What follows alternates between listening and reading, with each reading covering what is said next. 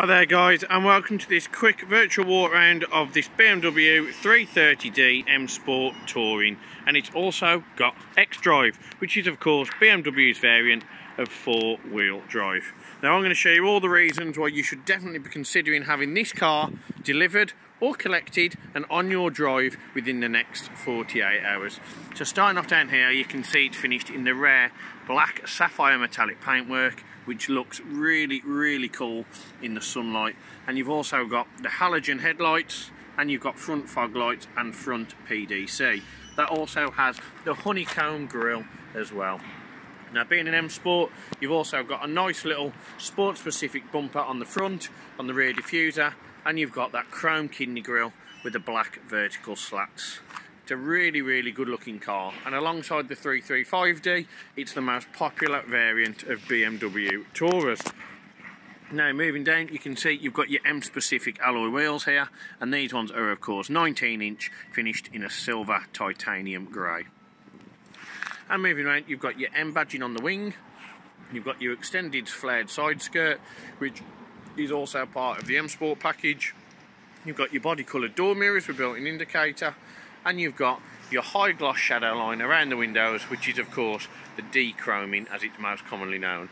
Gloss black door pillars and tinted privacy glass all at the rear, alongside black roof bars. That just gives it a real stealthy look, and one that cannot be beaten. I mean, that is a superb looking diesel estate. Now moving around, you've also got your BMW, which you'll see in there, branded LED rear lights, and you've got your 330D badging and the XDRIVE badging just on the top half of the boot in chrome. Moving down, you can see you've got your rear PDC or park distance control, ferret grey diffuser with a dual exit exhaust system. Now the boot itself, you have either got the option to unlock it on the key like so, or you can click the latch just underneath. But you'll see then there is a reverse camera, and now we're inside, you get the first whiff of that sumptuous coral red Dakota leather. Now the previous owner was obviously a really good guy who had good eye for style, and you can see he's got an aftermarket red BMW mat here, which matches perfectly with a coral red leather interior. Underneath the mat though, you have two options. You have your small storage space just here, alongside your jack and towing eye, and your locking wheel nut. And you also have further storage under there with your tyre slime. But for us, that is cool. Boot is very big, you can easily get pets in there, push chairs, luggage, holiday, grocery shopping. You could even probably do 2 full trips to Aldi, and you know how many bags you come back with from there. Shut the boot, click that button, and that will automatically lower the boot, just like that. Helps when you actually click it. And you can see your reverse camera is also on the rear. And moving down, you can see it's nice straight flush lines. Car looks in good order, really nice looking bit of kit, and one that will certainly turn heads when you arrive at your destination. So that really is everything that I can show you for the exterior of this BMW 330D Touring. Now let's head on inside and get a lot more of that incredible coral red Dakota leather. So moving in, as I've said, the first thing that you see is the gorgeous leather in this. Many other brands have tried, Mercedes and Land Rover with their red pepper, Audi with their magma red, but nothing comes close to the BMW originator. Many have tried, many have failed. This is the red leather that everybody wants. It's not actually as bright as it looks on film. It is a darker shade of red, almost similar to the Shakir orange, but it just gives it that really elegant, real fine, comfort, luxurious look. And you can see that's also carried on and carried through into the rear, where there's no marks on the seats, no stains, because obviously red is a stained easy colour. And you've also got Isofix, black contrast seat belts, and you've got the fold down armrest in the middle as well. Just really nice. So we'll start here on the door card. You've got the coral red leather with the black contrast stitching. You've got the chrome aluminium hexagonal trim. No Harman Kardon, just a standard BMW speaker system. Chrome door handle, electrically adjustable mirrors, and electric windows. Moving down again, you've got your M Sport door inlay just here. and you've got your manual seating with your electronic lumbar support. So what this will do, I'm not sure if you can see it on the video, but that moves in the lumbar support just here. It's better if you can see that moving. Not really, but that basically just amends the bolsters on there, of which keep you secured into the car at all times. So getting in, you can see you've got a lot of convenient features here. You've got your automatic halogen headlights, fog lights, instrument cluster and headlight range. And you've got your Napa leather 3-spoke multifunction steering wheel, which has of course got the M branding on also. You've got cruise control on that wheel, you've got paddle shift, which obviously gives you the better driving performance and a lot more control. And you've also got voice control, volume, audio mode and Bluetooth telephone. This button, which many people don't know comes as standard with BMWs, is of course working indicators. So I would definitely advise you try that out just in case it puts you off when you're driving, especially on the motorways. On the instrument cluster, you've got your old school analog display, and you do get a little bit of digital information here, of which you can change by pressing the BC button when the ignition is turned on. And you've also got your fans that are wrapped in the pearl black chrome with the aluminium hexagonal trim. Moving around, you've got the professional navigation system, which is of course the larger screen, gives you a really nice big display, easy to use, especially with the satellite navigation. And there you go, you can see that aluminium hexagonal trim with the pearl black chrome surround. Really, really nice, and again, against the red leather and other black bits in the car, just gives it a really nice appearance. You've got your fans, of which the air conditioning and the manual air is blown in. Got your door lock, hazard lights and heating. Here you've got your CD player, and you've got your old school mode for your phone or your media system. Down here you've got your heated seats, heated windscreen, heated rear screen, of where the air is blown into the cabin, whether it be on your feet, your face or your body. You've got the severity of how the air is blown in, whether it's not a lot or it's quite a lot, and you've got auto and manual recirculation. You've also got max air conditioning, aircon button here, and your second heated seat. Moving down, you've got storage under there and a 12-volt charger, and you've got storage here, which does lift out to have 2 cup holders. The gear stick, or the DCT gearbox, I will go through in greater detail in just a moment, but you've also got traction control off, which means you've got a lot more power sent to the rear wheels, which means it can be a little bit excitable in weather that's not exactly perfect. Eco mode, comfort mode, sport and sport plus mode. Each one obviously has their own factors, but sport and sport plus are the ones where you get the most torque, the better throttle response, higher rev ratio, but sport plus will automatically turn traction control off. And you've got audible parking sensors along with your reverse camera. On here you've got your Idrive, which of course controls your media system just there.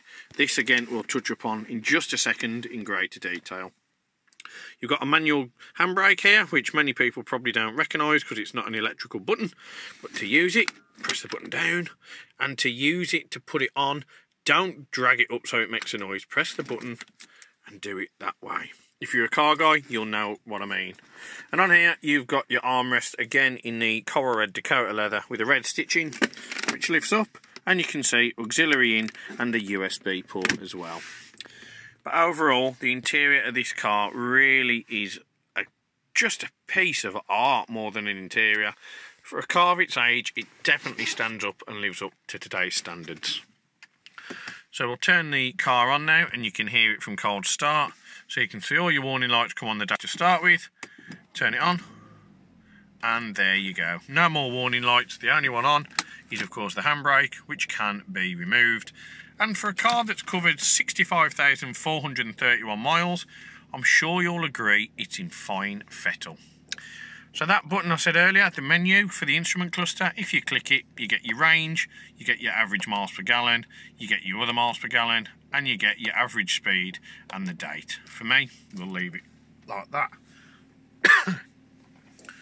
Now, on the sat-nav, the flickering is just the communication between my phone and the screen, don't worry, it's not the screen itself. But you can see you get a nice big, easy to see, easy to use unit, which is really helpful when you're on long commutes, of which this car is designed for. Now you can zoom in and out using the Idrive, so you can see the roads or whichever way you prefer to set up. Now you've also got the options down here: spoken, routes, points of interest, traffic information, interactive map, map views and additional information. Now we're just going to go through the whole menu itself. So multimedia, you've got CD, DVD, you've also got music collection, external devices, which is of course USB, auxiliary and Bluetooth, and you can change your sound options. You've got the radio, which of course FM, AM and DAB, but if you've got DAB, you're definitely never going to need FM and certainly AM, because you can get Talk Sport on DAB. Telephone, simply go on Bluetooth devices, you connect the device and you're all good to go. Navigation, we have just seen that, but you can see it's really simple. Destination input, we're going to get to Lancaster, you click on guidance and off you go. It really is that easy. Contacts, basically it's your contacts when you connect your Bluetooth telephone. BMW Connected Drive, you'll see that you've got all the options here, but you will need to speak to BMW to get that up and running, as your initial subscription would have run out. Vehicle information we'll touch upon in just a minute because it's more in depth.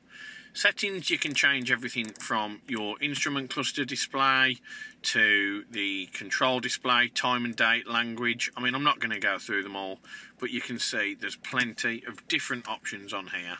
There's two options for your ambient lighting, sport and classic, and you can also see you've got climate on there, different driving modes, doors, tailgate, profiles. You have got so much stuff to do when you take this car from Emerald HQ. Now on here, what you can also see is that you've got a different sub-menu in the vehicle settings. So efficient dynamics, if you're one that likes to measure how green you are, or you like to sit on the M25 and tell people to insulate Britain, then this is the one for you. This just gives you your consumption history and your overall miles per gallon. Now, what you can also do is go on quick reference and find things, picture search, owner's handbook, because it's already on the Idrive, onboard computer, that just gives you again your average speed of what we saw in the clocks earlier. Trip computer, which is pretty similar, but you can see on there, average one is 36.7 miles to the gallon. Sports displays, so if you're a bit of a petrol head like me, you can bring up your power and torque ratio, but the most important one, without any question, is vehicle status. Now this is almost the service centre hub of the Idrive and the BMW, and what you can do on there, you can check your engine oil level, you can check your tyre pressures, you can reset them, but when you do reset them, you will have to drive for them to register. Engine oil level, you can measure it, you can go on your service requirements, and check control is where there would be any faults or any issues. But as you can see, as you'd expect, this one is clean bill of health and no issues. Now, service requirements, you can see your front brake pads, your brake fluid, your inspection, your engine oil, your rear pads, and when the next vehicle check is due. But if you click on service history, you can see this one from 2016 at 17,764 mile has had a full BMW service history on those dates. We've also carried out the last service history here, and that last service was of course the oil and filter change done at our on-site RAC approved facility by our very experienced techs.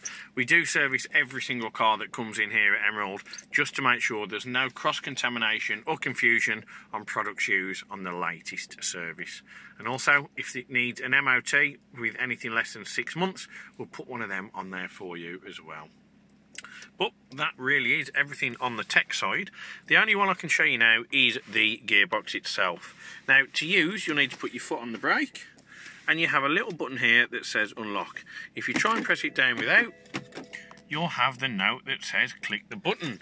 So I would either hold it that way, which is easier, or that way. For me, down and into D, and you'll see on the instrument cluster it's now in D for drive. That is fully automatic.